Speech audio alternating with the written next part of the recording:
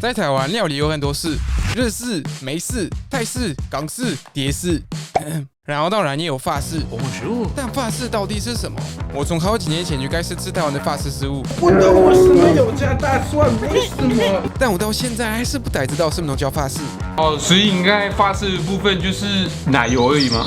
所以我邀请了各种不同领域的法国厨师，请他们吃在台湾买得到的法式食物，看看他们觉得哪一道最法式呢？ Je suis vraiment désolée de dire que c'est pas fâcheux, mais s'il y a des Français qui regardent ça, je peux pas dire que c'est pas.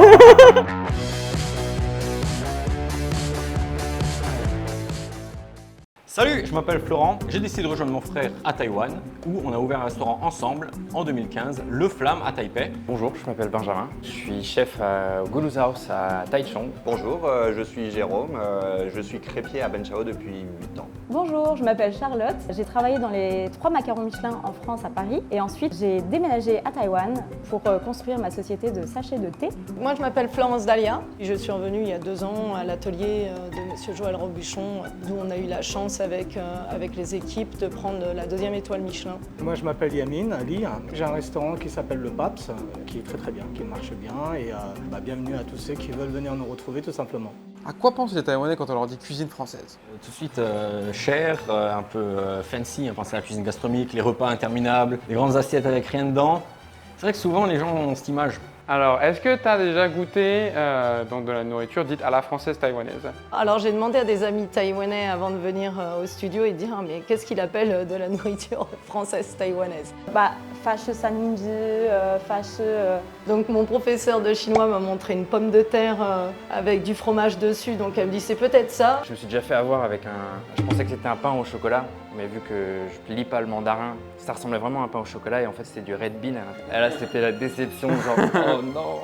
Des petits cookies avec une petite gaufrette très fine. Et c'était marqué fâcheux bingan, fâcheux bobing. Il y avait même du mocha et le mocha n'est pas du tout français, donc c'était assez amusant. Donc tu penses qu'ils font comme cuisine à la française, ici ça va être quoi alors? Ah ouais, moi je n'ai aucune idée, donc j'attends de découvrir. Mais ouais, je pense plein de petites spécialités, de petites choses qu'on peut se trouver facilement en fait autour de nous, dans les supermarchés ou dans les convenience stores.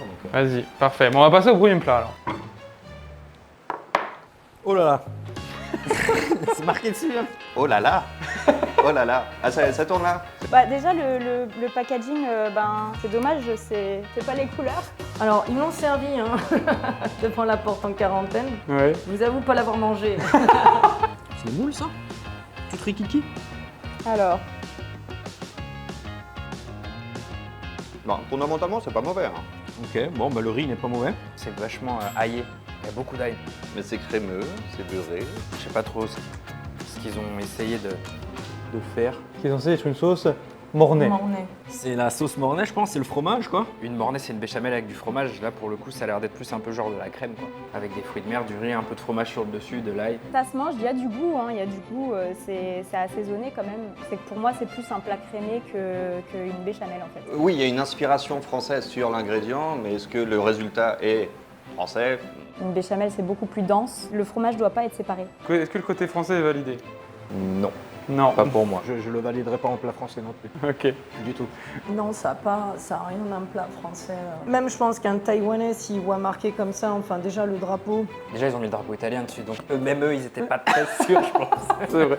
Fâcheux curibing. Bon bah moi qui viens de Bretagne déjà, Ah bah je commence par une crêpe. Il y en a tu refais un crêperie Eiffel, Ouais. mais c'est pas une crêpe à la française en fait. Ah mais c'est salé.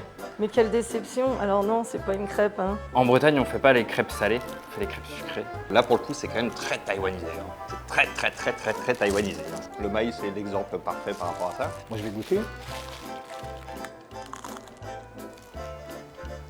Je m'attendais à pire.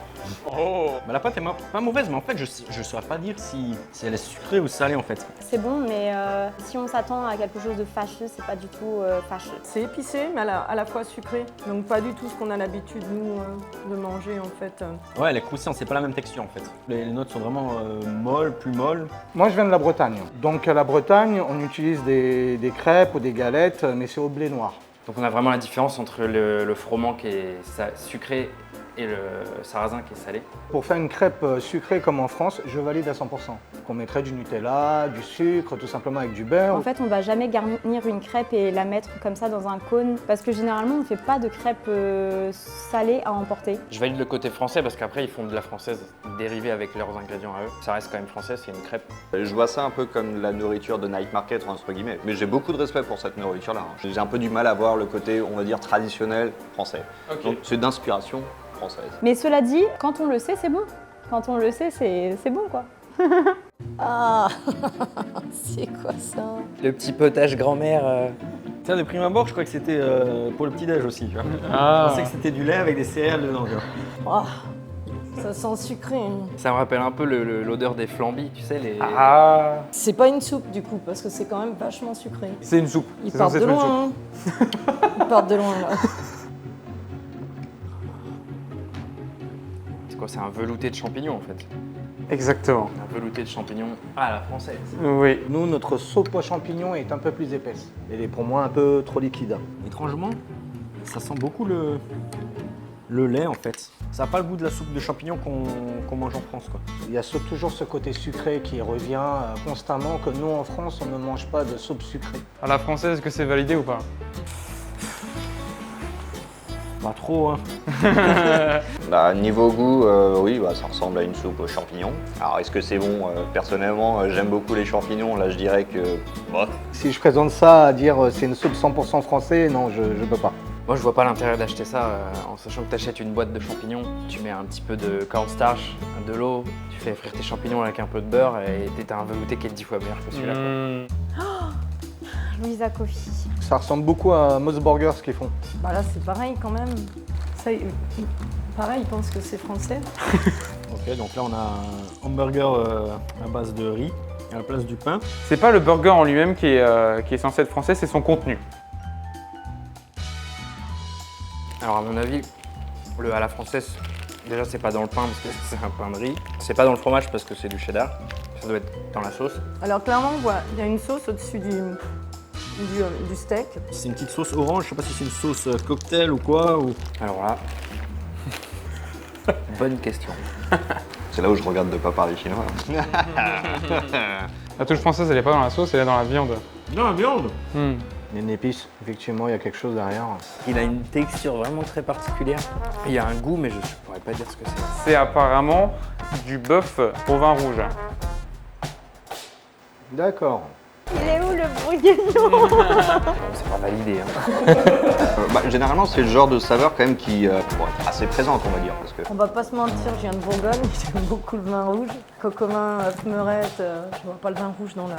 En plus, je lis le chinois, moi. Alors, si tu me dis Ranba, Fashe, Hangzhou, Nyoro, je m'attends à des bouts effilochés. Le plat en lui-même, c'est toujours pareil. C'est quand il y a juste un petit élément comme ça qui est à la française. Ici à Taïwan, en général, on trouve du vin rouge, mais utilisé ce qu'ils appellent les liaoli. Tandis que nous, chez nous, on utilise vraiment le Bordeaux, mijoté avec le bœuf pendant des heures et des heures.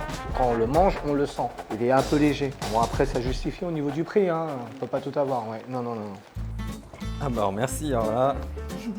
ah ouais, d'accord. Fashe, Nyonai. T'en as déjà vu des packaging comme ça?